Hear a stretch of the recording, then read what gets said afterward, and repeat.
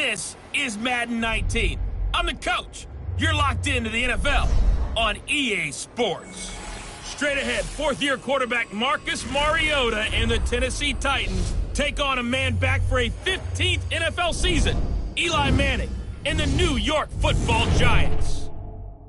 I'll have scores around the league for you at the half, but it's time for a little football.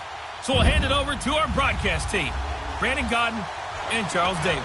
All right, Coach, we welcome everybody to the Garden State. EA Sports coverage of the NFL finds us at MetLife Stadium in East Rutherford, New Jersey. This crowd a few minutes ago stirred into action at the side of their men in blue emerging from the MetLife tunnels. We're set to go as the Giants get ready to match up with the Tennessee Titans. Alongside my partner, Charles Davis, I'm Brandon Gaudin. And, Charles, you take a look at this Giants ball club. Now, losers their last time out, so they'll look to make amends here. And one of the best ways you can do that is to be at home, and they are. They're going to try and ride that home crowd and that wave of emotion to a victory in this one. Meanwhile, for the visiting Titans, they come in feeling good after back-to-back victories. And how about that defense last week? They pitched a shutout, and it's really more like a no-hitter because they absolutely dominated that game from the opening whistle. This fielded a few yards into the end zone.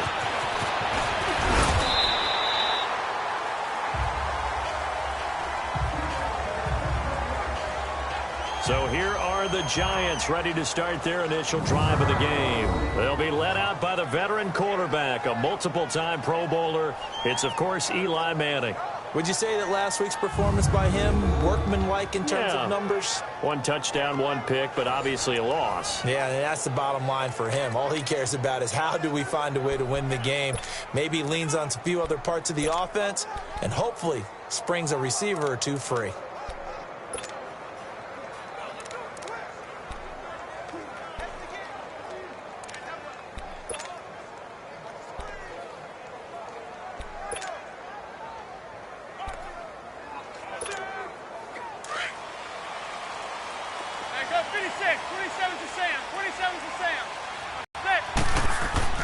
On first down, Manning. He's got the hook up to Odell Beckham. And now the ball's out, fumble near midfield. And that might be Titan football. It is. As you and I both know, one reason teams script plays to start a game is so they can practice them ahead of time. I will guarantee you that fumble was not in the script. You don't think they had fumble written next to play one there? No, that was never in the script because they want to have good memories when they go into a ball game, not something that could have gone wrong. And here comes Tennessee as they get set to take the field.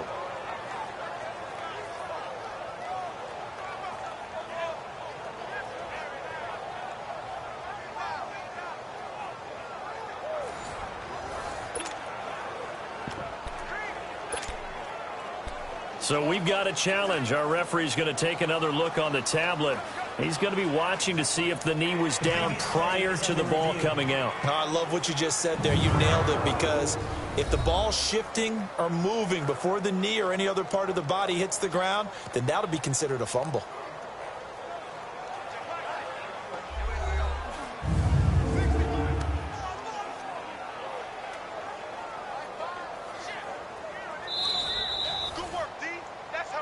After review of the play, the ruling on the field is reversed.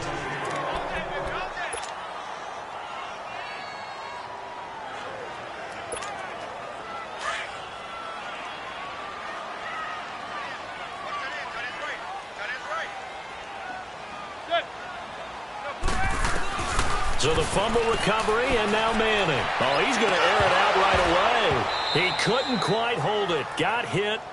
Ball pops out, incomplete. I'm laughing to myself because I could just hear in film session. But, Coach, I was throwing it to Odell Beckham Jr. Of course I thought he was open. They'd love to go deep downfield to him, though. Such a threat. Yeah, a rare incompletion because most of the time we expect him to actually come up with the catch. To throw, it's Manning. Throw left side complete. That's Shepard. And he's taken down inside the 30. The numbers for Shepard in last week's game: 4 catches, 52 yards. And he was able to haul that pass in there, but he knows he's got a tough task ahead of him. This unit in the top 5 in the NFL against the pass. He's going to have to really work hard to get open. Boy, the evolution of the game and how these guys on plays like that can get out of the pocket, keep plays alive, it just makes things so much harder for defenses. It really does, and we're talking about an era in the game where the quarterbacks are the most athletically gifted that we've seen in a bunch. I mean, when you talk about it collectively, it's unbelievable. So their ability to move is practiced now. It's not necessarily, oh, he just took off and you guys figure it out. When he takes off, everyone knows where to go now. They know how to run routes, change things, make themselves presentable for the quarterback. It's a lot of time that they put in on it. It's not just your static 1, 2, 3. This is where the ball goes anymore.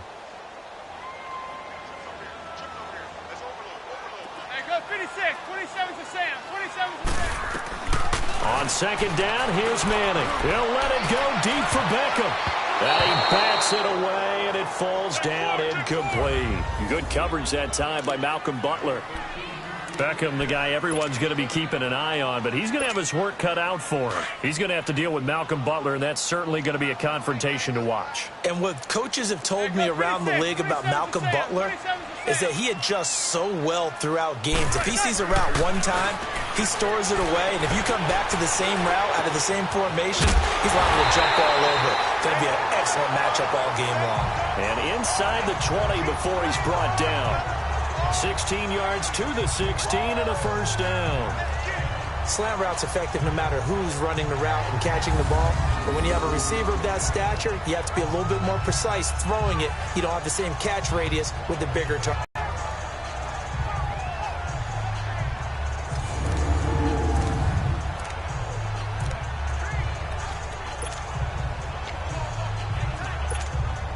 First trip to the red zone for the Giants. They come up 1st and 10 at the 16.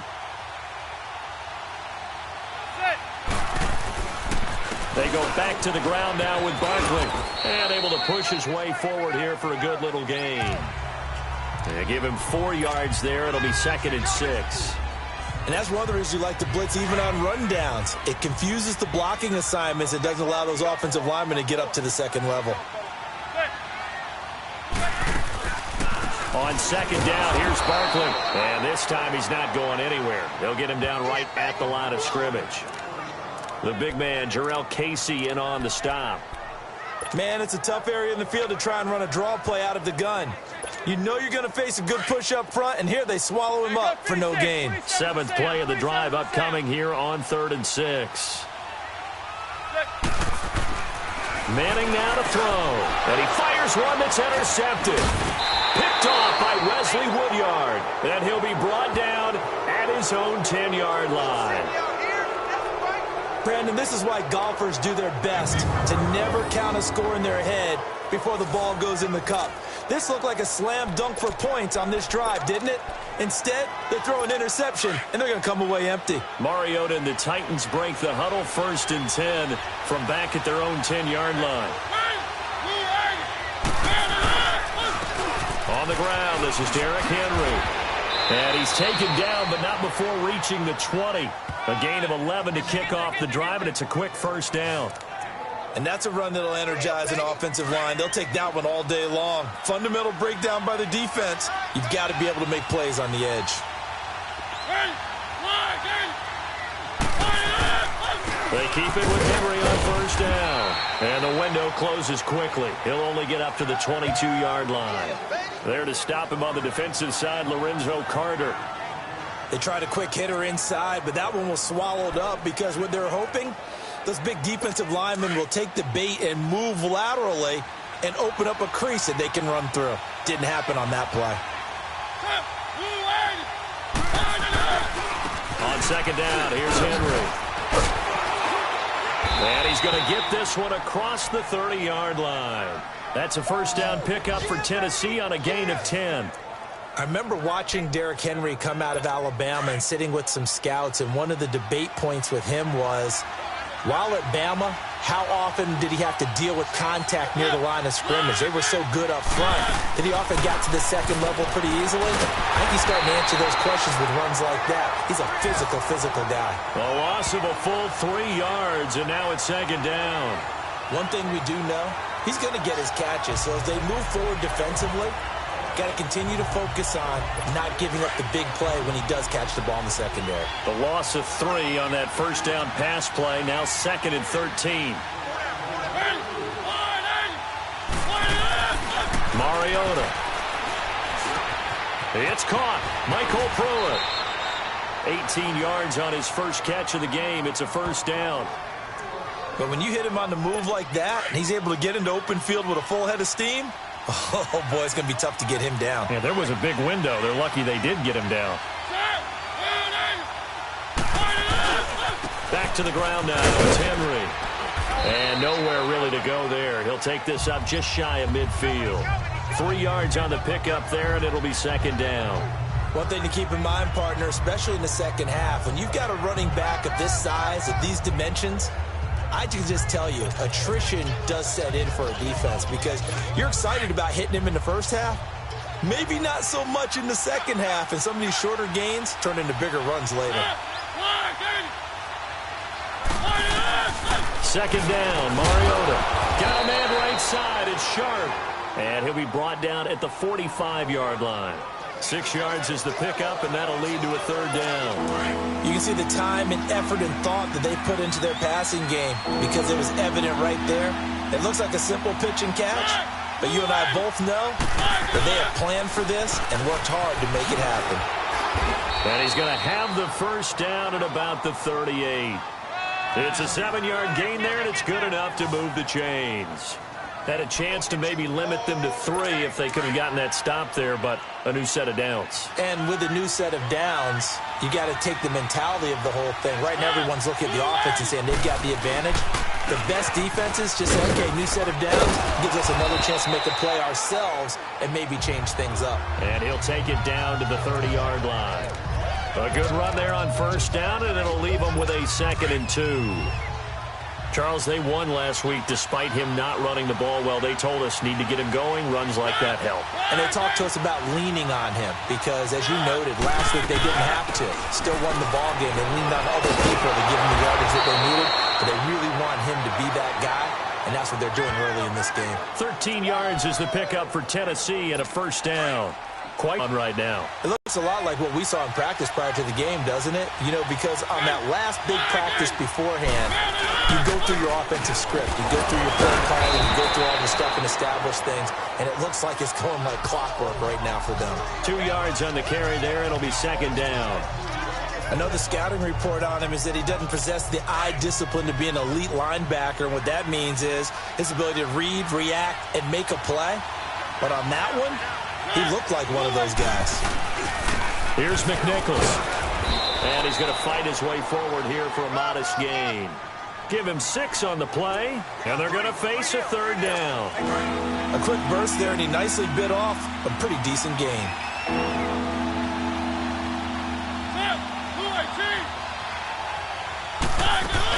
They'll try to run for the first with Henry. And he has the first down before he's tackled at the 5. Give him a gain of 4, able to convert, and that sets up first and goal now. A stop there on third. They could have held him to 3 on this opening drive. Now they have to bow their necks on first and goal. And if I'm looking at this from the offense's point of view, that's a big-time pickup right there. And I'd go right at him with another momentum play. I'd go quickly and attack them because right now they probably have their heads down a little bit since they didn't stop them on third down. And now a throw on first down there, but it's incomplete. Well, you know you don't want to make a mistake in that area, so you make sure you make a smart throw. Throw it out towards the sidelines. If you overshoot your guy, so be it. It's just the incompletion that we saw there. To throw Mariota. This is going to be caught by Sharp for a Tennessee touchdown. Tajay Sharp, his 3rd touchdown now on the year. And the Titans have taken a first-quarter lead. Extra point put through by Succop. On those slants, everything happens so quickly. What makes it work? The timing between the passer and the receiver. In this case, a slant route ordinarily is probably about 3 steps before you go on the slant. In this amount of time, I think it was a 2-step deal. Boom, put his foot in the ground and got inside for the pass. Got inside for the pass, got inside for the catch and the score. As the Giants head back out there, let's take a look at the playoff picture in the NFC. And it's right about this time of year you start to say this is when the cream rises to the top. Week 15, 3 weeks left to go, but still plenty to be determined. And I think for most teams, the obvious is to try and be the number 1 or number 2 seed.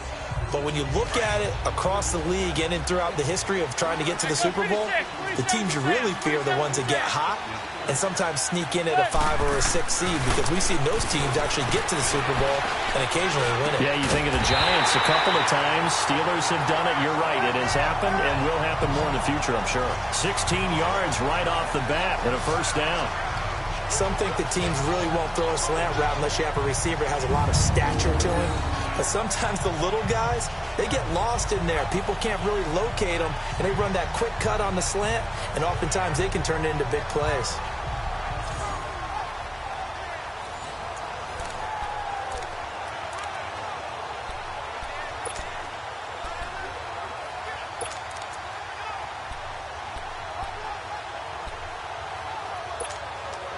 One play has him up past the 40 already, and another 1st and 10.